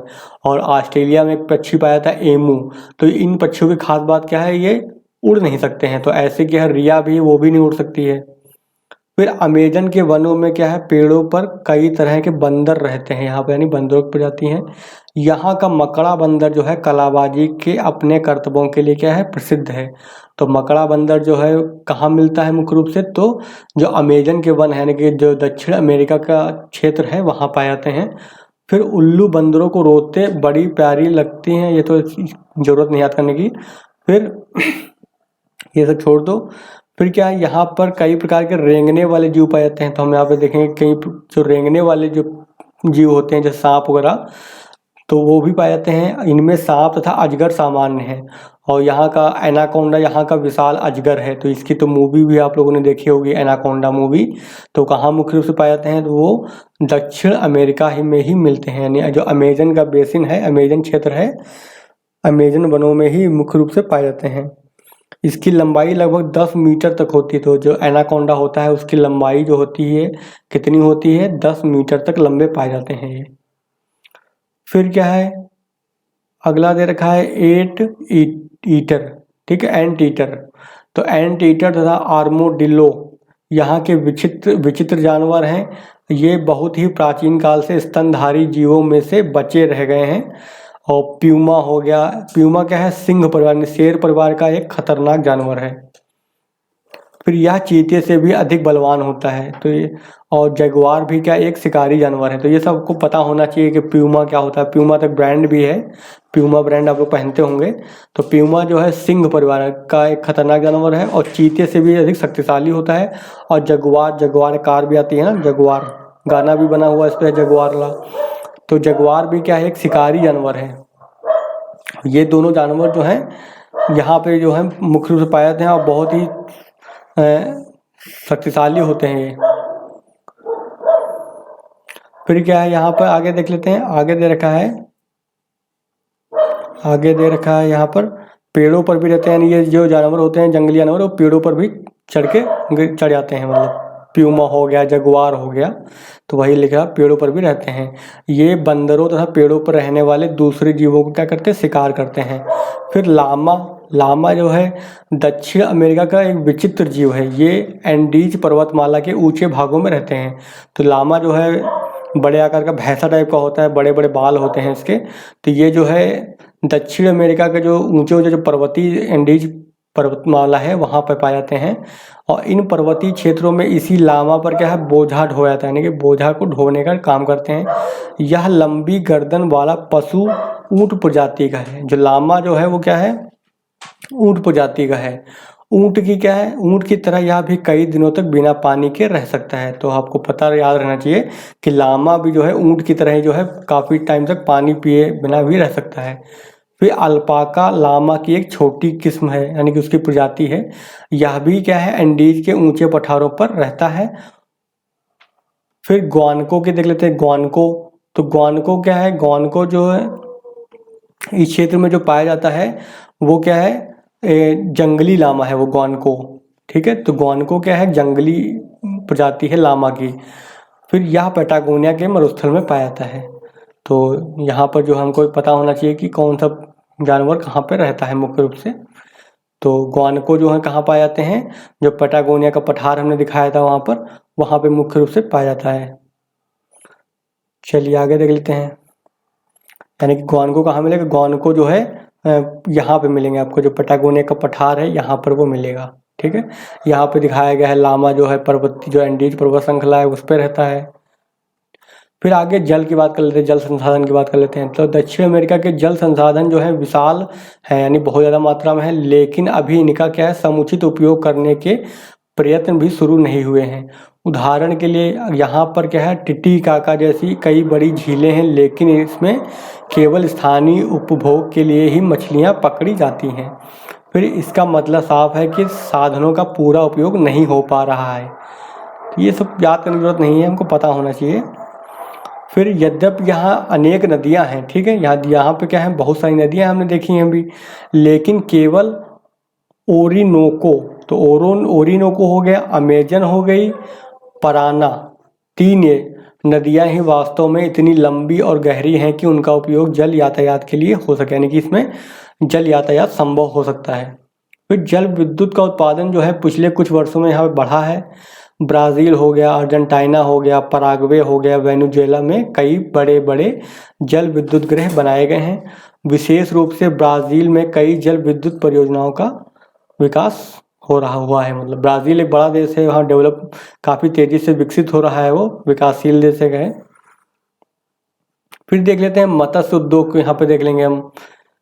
तो मत्स्य उद्योग को देख लेते हैं। तो दक्षिण अमेरिका के चारों ओर क्या है, विशेष रूप से पश्चिमी तट के सागरों में काफ़ी मछलियाँ मिलती हैं, यानी जो पश्चिमी क्षेत्र हो गया, यानी ये वाला क्षेत्र हो गया पश्चिमी साइड का, तो उसमें क्या है, मछलियाँ मिलती हैं। संसार के कुल मछली उत्पादन का जो है 5वां भाग जो है दक्षिण अमेरिका से मिलता है। तो ये डाटा हो सकता है चेंज हो गया हो, तो इसको याद करने की जरूरत नहीं आपको है। फिर पेरू में जो है मछली पकड़ने का उद्योग बहुत ही विकसित है। ध्यान रखना, पेरू जो है मछली पकड़ने के लिए फेमस है। यहाँ संसार के मत्स्य उद्योग में अग्रणी देशों में से एक है। तो ये अगुआ देशों में से एक देश है पेरू। फिर मिट्टी और फसलों की बात कर लेते हैं, क्या यहाँ पे कैसी मिट्टी है, फसलें कौन सी उगाई जाती हैं, क्या खाते हैं ये लोग हैं मुख्य रूप से। तो दक्षिण अमेरिका के जो है कुल क्षेत्रफल का केवल 10% ही जो खेती के योग्य है। अधिकतर खेती योग्य भूमि कहाँ मिलेगी, अर्जेंटीना और उरुग्वे के क्षेत्र में पाई जाती है, यानी जो मैदानी क्षेत्र है वहाँ पर मिलती है। घास भूमियों के बहुत बड़े भाग पर खेती होती है, जहाँ यानी कि मुख्य रूप से घास उगती है, उन क्षेत्रों में मुख्य रूप से खेती की जाती है। फिर खेती योग्य भूमि का दूसरा महत्वपूर्ण जो प्रदेश है वो क्या होगा, जो प्रशांत महासागर होगा। तो प्रशांत महासागर जो है उसके जो साथ साथ जो तटीय क्षेत्र होगा वहाँ पर, ठीक है। तो प्रशांत महासागर के तट के साथ साथ क्या है, मध्य चिली में जो है वहाँ पर जो है खेती होती है, और गेहूँ हो गया, मक्का हो गया, दक्षिण अमेरिका की प्रमुख खाद्य फसलें हैं। फिर गेहूं की जो खेती जो है शीतोष्ण प्रदेशों में होती है। तो हमको पता है गेहूं कहाँ उगता है, जहाँ पे ठंडा प्रदेश होता है। अर्जेंटीना और चिली जो है गेहूं के प्रमुख उत्पादक देश हैं। मक्का की पैदावार के लिए जो है पर्याप्त गर्मी और अच्छी वर्षा होनी चाहिए। और सबसे ज़्यादा मक्का जो कहाँ मिलता है, ब्राज़ील हो गया, अर्जेंटीना में पैदा किया जाता है। वास्तव में जो क्या है, मक्का मूल रूप से दक्षिण अमेरिका की फसल है। तो हमने यहाँ पे देख लिया दक्षिण अमेरिका में जो है मक्का भी वहीं का मूल रूप से पौधा है, और देखा हमने जो रबड़ का पेड़ है वो भी जो है दक्षिण अमेरिका का ही मूल रूप से पौधा है। फिर इस महाद्वीपों की खोज के बाद यह संसार के अन्य भागों में पहुंची, यानी मक्का जो है आज देखा होगा भारत में भी जो है मक्का होता है। तो ये कहाँ की मूल फसल है, ये है दक्षिण अमेरिका की। फिर देख लेते हैं कहवा हो गया, गन्ना हो गया, कोको हो गया और केला इस महाद्वीप की प्रमुख नकदी फसलें हैं। यहाँ कहवा और गन्ना के क्या है, बड़े बड़े रोपड़ क्षेत्र यानी कि उनको लगाया जाता है। वहाँ पर पेड़ या पौधों का व्यापारिक उद्देश्य के लिए क्या बड़े पैमाने पर उगाना रोपड़ कृषि कहलाता है। तो हमने देख लिया था स्टार्टिंग में रोपड़ कृषि क्या होती है। इस प्रकार की कृषि में खेती के काम कारखानों की तरह विशिष्ट ढंग से किए जाते हैं। जैसे कोई एक उद्योग लगाया जाता है, उसी तरह जो है इसमें भी खेती में भी जो है कारखाने की तरह जो है विशिष्ट रूप से जो कार्य किए जाते हैं। ब्राज़ील हो गया, कोलंबिया हो गया, इक्वाडोर हो गया संसार में कहवा के सबसे बड़े उत्पादक हैं। तो कॉफ़ी के मामले में कभी भी आए पूछा जाए कि कौन सा सबसे बड़ा उत्पादक है, तो ब्राज़ील नंबर 1 पे आ जाएगा और कोलंबिया दूसरे पे है। हालांकि डाटा चेंज होता रहता है, लेकिन वर्तमान समय में भी ब्राज़ील जो है नंबर 1 पे बना हुआ है। फिर ब्राज़ील के अन्य प्रमुख नकदी फसल की बात करते हैं ना, तो कपास है। तो कपास यानी कॉटन जो है यहाँ पे ब्राज़ील की एक अन्य नकदी फसल है। दक्षिण अमेरिका में बड़े बड़े फार्म यानी कि बड़े बड़े खेत जो होते हैं, बागान हैं, इनका मालिक क्या है, एक व्यक्ति या कुछ थोड़े से व्यक्तियों का समूह होता है। ज़्यादातर लोग जो हैं खेतिहर मजदूर हैं, यानी गरीब टाइप के लोग हैं वहाँ पर, जिनके पास अपने पालन पोषण के लिए पर्याप्त भूमि नहीं है। तो कुछ लोग हैं, उन्हें वही अमीर लोगों के पास ही सारी ज़मीन है। अब देख लेते हैं पशुपालन की बात कर लेते हैं। यहाँ पे कौन किस प्रकार के पशुओं को पाला जाता है। तो दक्षिण अमेरिका में जो है विशाल घास के मैदान हैं। इन पर बहुत बड़ी संख्या में क्या है, पशुओं और भेड़ों बकरियों को मुख्यतः मांस के लिए और ऊन प्राप्त करने के लिए पाला जाता है।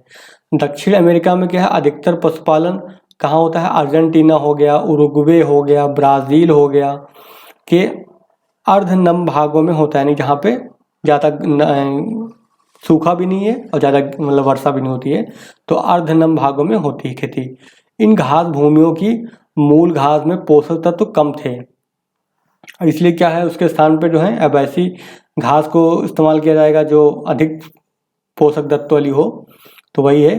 तो इसकी जगह पे जो है दूसरी पोषक युक्त यानी कि पोषक तत्वों से भरपूर अल्फा अल्फा नामक घास जो है लगाई गई। फिर अल्फा अल्फा एक फलीदार पौधा है, बहुत इंपॉर्टेंट, अक्सर पूछ लेता है। और घास का यह पौधा न केवल पोषक है अपितु मिट्टी के उपजाऊपन को भी बनाए रखता है, यानी कि ये मिट्टी को भी उपजाऊ बनाए रखती है ये घास। पशु इस घास को खाकर बड़ी जल्दी मोटे हो जाते हैं, यानी बहुत ही तेजी से ग्रो करते हैं पशु। सॉरी। फिर देख लेते हैं भेड़ पालन के प्रमुख क्षेत्र जो है अर्जेंटीना हो गया, चिली हो गया, यहाँ पे पाला जाता है भेड़ का पालन। फिर संसार के जो है इस क्षेत्र में जो है मुख्य रूप से जो है भेड़ वगैरह पालन पाया जाता है। तो भेड़ पालन के जो है हमने देख लिया कि सबसे ज़्यादा कहाँ होता है भेड़ पालन, तो अर्जेंटीना और चिली हो गया। और संसार में पशुओं और उनके मांस के उत्पादन में दक्षिण अमेरिका क्या है, अग्रणी है। मांस की डिब्बाबंदी तथा मांस का संसाधन यानी कि उसको प्रोसेस करना अर्जेंटीना के प्रमुख उद्योग हैं यहाँ के, ठीक है। यह देश आजकल संसार में मांस का सबसे बड़ा निर्यातक है। तो ये तो डाटा चेंज होता रहता है, तो ये याद करने की जरूरत नहीं है। फिलहाल याद कर लीजिए कि अर्जेंटीना में जो है मांस का जो है निर्यात किया जाता है। फिर यहाँ पे अब देख लेते हैं सबसे इम्पोर्टेंट है खनिज संपदा। यहाँ पे हम देखेंगे कौन कौन से खनिज मुख्य रूप से पाए जाते हैं। तो ये सबसे इम्पोर्टेंट होता है किसी भी देश के लिए, खनिज संसाधन के लिए बहुत इंपॉर्टेंट होते हैं। दक्षिण अमेरिका में क्या विविध प्रकार के खनिजों के विशाल भंडार हैं। वेनेजुएला और ट्रिनिडाड तथा टोबैगो द्वीपों में खनिज तेल के विशाल भंडार हैं। तो वेनेजुएला जो है एक प्रमुख है जो देश है जहाँ पे खनिज तेल बहुत ज़्यादा मात्रा में पाया जाता है। फिर मराकाइबो झील के जल के नीचे से बहुत अधिक मात्रा में तेल निकाला जाता है। तो ये क्षेत्र है मराकाइबो झील है, वहाँ से जो है पेट्रोलियम प्रोडक्ट्स निकाले जाते हैं। फिर ट्रिनिडाड जो एक आइलैंड है, द्वीप है, में तारकोल भी मिलता है, यहाँ पे तारकोल मिलता है। संसार के कुल तेल उत्पादन का लगभग 7वां भाग जो है दक्षिण अमेरिका से ही प्राप्त होता है। तो यानी कि जो दक्षिण अमेरिका महाद्वीप है वहाँ से जो है बहुत ज़्यादा मात्रा में तेल उत्पादन होता है। इस महाद्वीप में लौह अयस्क के भी क्या है, विशाल भंडार पाए जाते हैं। तो लोहा भी यहाँ पे अवेलेबल है मतलब। फिर देख लेते हैं ब्राज़ील का जो लौह अयस्क भंडार जो है, ठीक है। तो ब्राज़ील का लौह अयस्क भंडार संसार के बड़े लौह अयस्क भंडारों में से एक है। तांबे और टिन के उत्पादन के लिए जो है दक्षिण अमेरिका प्रसिद्ध है। तांबा भी बहुत ज़्यादा मात्रा में है और टिन भी है। इन दोनों खनिजों के विश्व उत्पादन का लगभग 5वां भाग जो है दक्षिणी अमेरिका से मिलता है। फिर यहाँ से एक फैक्ट आप ये नोट कर लीजिए कि चिली जो है संसार में तांबे का प्रमुख उत्पादक है। तो ये फैक्ट इंपॉर्टेंट है, अक्सर पीटी में पूछा जाता है कि विश्व में तांबे का सबसे ज़्यादा उत्पादन कहाँ होता है, तो चिली में होता है। फिर टिन के उत्पादन में अगर बात करते हैं तो बोलाविया, तो टिन के उत्पादन में जो बोलीविया देश है उसका संसार में 4था स्थान है, यानी कि यहाँ पे टिन बहुत ज़्यादा मात्रा में मिलता है। फिर दक्षिण अमेरिका के अटाकामा मरुस्थल में जो नाइट्रेट के बहुत बड़े भंडार हैं तथा खाद तथा उर्वरक बनाने के लिए नाइट्रेट का उपयोग किया जाता है। तो यहाँ पे ध्यान रखिएगा, नाइट्रेट का भी बहुत ज़्यादा बड़े भंडार हैं, यानी कि नाइट्रेट जो है जिसका उपयोग कहाँ पे होता है, खाद बनाने में होता है, यानी कि उर्वरक को बनाने में इसका इस्तेमाल किया जाता है। यहाँ पे दे रखा है कि कहाँ पे क्या चीज़ पाई जा रही है, तो इसको जानने की जरूरत नहीं हमको है, ठीक है। फिर देख लेते हैं, अब देख लेते हैं चिली। यहाँ से अगला फैक्ट याद कर लीजिए, बहुत इंपॉर्टेंट फैक्ट है। चिली जो है नाइट्रेट का सबसे बड़ा उत्पादक है। तो हमने तांबे का भी देख लिया, और देख लिया दूसरा फैक्ट क्या देखा हमने, नाइट्रेट का। तो चिली जो है नाइट्रेट के उत्पादन में सबसे अधिक विश्व में, ये भी फैक्ट है, इम्पोर्टेंट है, और अभी भी वो नंबर 1 पे बना हुआ है। फिर पेरू के तट के पास क्या है, गुआनो द्वीप में संसार के सबसे अच्छे प्राकृतिक खाद्य के भंडार है। बिना वर्षा वाले इन मरुस्थलीय द्वीपों में बहुत बड़ी संख्या में गुआनो पक्षी रहते हैं, और इन पक्षियों का जीवन पूर्णतया मछलियों पर निर्भर है। ऐसा विश्वास है कि ये पक्षी जो है आसपास के सागरों के जल से हर साल लगभग 50 लाख टन मछलियां खाते हैं। सैकड़ों वर्षों से लोग इन पक्षियों के मल मूत्र को विभिन्न फसलों के लिए खाद के रूप में प्रयोग करते आ रहे हैं। तो यहाँ पे गुआनो द्वीप है, तो वहाँ पे जो है ये पाया जाता है, खाद है, प्राकृतिक खाद है ये। फिर गन्ने तथा कपास की फसल के लिए जो है आजकल जो है इसी खाद का की बहुत ज़्यादा डिमांड है। फिर इस प्राकृतिक खाद में वे सभी तत्व हैं जो पौधों के विकास के लिए क्या होते हैं, जरूरी होते हैं। और इन खनिजों के अलावा दक्षिण अमेरिका में बॉक्साइट हो गया, मैग्नीज हो गया, चांदी हो गया, एंटीमनी के भी काफ़ी बड़े भंडार हैं। तो हमने क्या देखा, पूरा जो महाद्वीप है वो विभिन्न प्रकार की जो है संसाधनों से भरपूर है। बहुत सारे यहाँ पे खनिज वगैरह पाए जाते हैं। इस महाद्वीप में जो है सूरीनाम तथा गुआना बॉक्साइट के प्रमुख उत्पादक हैं। तो सूरीनाम देश हो गया, गुआना हो गया, ये क्या करते हैं, बॉक्साइट के उत्पादन के लिए प्रमुख हैं। इन खनिजों का क्या बहुत बड़ा भाग क्या कर देते हैं, निर्यात कर दिया जाता है, यानी एक्सपोर्ट कर देते हैं, क्योंकि इनकी खपत करने वाले उद्योग धंधों की अभी क्या है, यहाँ पे कमी है। तो उद्योग धंधे नहीं है, तो जाहिर सी बात है क्या, वो जाहिर सी बात निकालेंगे तो उसका निर्यात ही कर देंगे। फिर यहाँ पर दे रखा है जनसंख्या दे रखी है। तो जनसंख्या में देख लेते हैं, दक्षिण अमेरिका के मुख्यतः क्या है, यहाँ पे 3 प्रजातियाँ पाई जाती हैं यहाँ पर, ठीक है, 3 प्रजातियाँ रहती हैं। पहली क्या हो गया, अमेरिकन इंडियन हो गया, दूसरी अश्वेत हो गए, और तीसरी यूरोपी हो गए। तो 3 लोग हैं। और बाकी क्या है, इनके अलावा यहाँ मिश्रित प्रजातियों के लोग भी बड़ी संख्या में रहते हैं। इनमें इंडियन तथा यूरोपी प्रजातियों के मिश्रण से क्या बने, मेस्टीजो बने, ठीक है। तो मेस्टीजो किससे बने, इंडियन और यूरोपी प्रजातियों के मिश्रण से बने हैं। फिर आश्वेत जो काले लोग होते हैं, और यूरोपीय प्रजातियों के मिश्रण से क्या बने हैं, मुलाटो। तो मेस्टीज हो गए, मुलाटो हो गए, ये फैक्ट है, याद कर सकते हैं, इनको लिख लीजिएगा अलग। और फिर इसके बाद अश्वेत और जो इंडियन के मिश्रण से क्या बने हैं, जैम्बो प्रजातियां बनी हैं, ठीक है। तो 3 प्रजातियां जो ये स्टार्टिंग की हैं, उन्हीं के बाद मिश्रण से ये अलग अलग प्रजातियां बनी, मेस्टीजो बनी, मुलाटो बनी, जैम्बो बनी। और विभिन्न प्रजातियों के लोगों के बीच कोई विशेष भेदभाव नहीं, यानी इस क्षेत्र में भेदभाव नहीं होता, यानी यहाँ इन देशों में भेदभाव नहीं है, जातिगत भेदभाव नहीं है।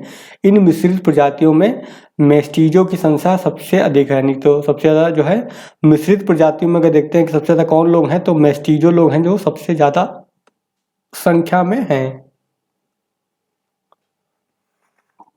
बाकी आपको ये सब पढ़ने की तो जरूरत है नहीं कि कहाँ पे कितनी जनसंख्या है, उसका वितरण क्या है, ठीक है।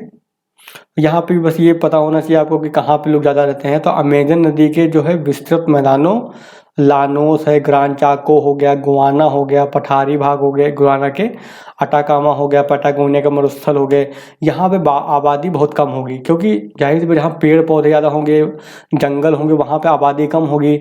मरुस्थल होंगे जहाँ पे, वहाँ पर भी आबादी कम होगी, ठीक है। तो वही लिखा हुआ है यहाँ ऐसा ऐसा क्यों है, क्योंकि जलवायु कठोर होने के कारण जो है ऐसा है, ठीक है। फिर दक्षिण अमेरिका में जो सबसे देख लेते हैं, दक्षिण अमेरिका में जो सबसे अधिक जो है आबादी जो है तटीय क्षेत्रों के पास रहती है, यानी तटीय क्षेत्रों में जो लोग सबसे ज़्यादा रहते हैं यहाँ पर। तो वही लिखा हुआ है कि यहाँ के जो तटीय क्षेत्र में सबसे अधिक आबादी वाले क्षेत्र हैं, और इस महाद्वीप में बहुत बड़ी संख्या में लोग गाँवों में रहते हैं। तो ज़्यादातर लोग कहाँ रहते हैं, गाँव में रहते हैं और खेती करते हैं। लेकिन धीरे धीरे क्या नए उद्योग लग रहे हैं, जिससे क्या है तेज़ी से शहरीकरण हो रहा है। फिर इससे शहरी क्षेत्रों, बंदरगाहों तथा राजधानियों में लोगों की संख्या क्या है, बहुत बढ़ गई है। फिर यातायात की बात कर लेते हैं। तो यातायात क्या होगा, वही सब कुछ होगा जैसे भारत में यातायात है। दक्षिण अमेरिका में यातायात के आधुनिक साधनों का क्या है, बहुत अधिक विकास नहीं हुआ है। विस्तृत विश्वती वन हो गए, एंडीज की ऊंची ऊंची पर्वतीय क्षेत्र हो गए, जो साधन मरुस्थलीय क्षेत्र हो गए। तो इन क्षेत्रों में क्या हो गया, यातायात के कम साधन होंगे, ठीक है। तो वही लिखा हुआ है। पूर्वी उच्च भूमि हो गई, यहाँ पे क्या है, रेल मार्ग सड़क के विकास में बाधक है ना। पर्वत होगा तो वहाँ पे रेल मार्ग बनाना, सड़क बनाना कठिन काम होगा। ऐसे ही जंगलों में भी बनाना कठिन होता है। फिर अमेजन नदी द्रोणी में नदियाँ यातायात के मुख्य साधन है, यानी कि अमेजन नदी क्षेत्र में जो है नदी के माध्यम से जो है यातायात किया जाता है। फिर अमेजन और प्लाटा नदियाँ जो है यातायात के सस्ते साधन प्रदान करती हैं। इन नदियों में बहुत दूर तक नावें चलाई जाती हैं। अर्जेंटीना, ब्राज़ील के मैदानों में रेल मार्गों और सड़कों का विकास हुआ है, क्योंकि बड़े देश हैं ये थोड़ा। फिर संसार में बहुत ऊंचाई पर बने कुछ रेल मार्ग चिली में भी हैं। फिर यहाँ पे देखिए, यहाँ पे दे रखी हैं कुछ परिभाषाएं, तो हमने वो पहले ही आपको बता दिया है कि ये परिभाषाओं को तो दोबारा पढ़ने की ज़रूरत नहीं है। तो चलिए आज का वीडियो फिर हम यहीं पे ख़त्म करते हैं। आई होप आपको वीडियो अच्छे से समझ में आ गया होगा। मेरा मेन उद्देश्य यही था कि आपको अच्छे से समझ में आ जाए, ठीक है। तो अगर वीडियो पसंद आया है तो वीडियो को लाइक जरूर करिएगा, और चैनल पर नए हैं तो चैनल को सब्सक्राइब कर लीजिएगा, और अपने दोस्तों के साथ भी शेयर कर लीजिएगा। चलिए मिलते हैं फिर नेक्स्ट वीडियो में।